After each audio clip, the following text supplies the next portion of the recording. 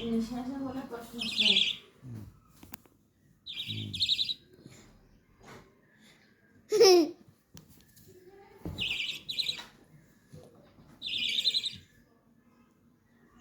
ধুলো পাখি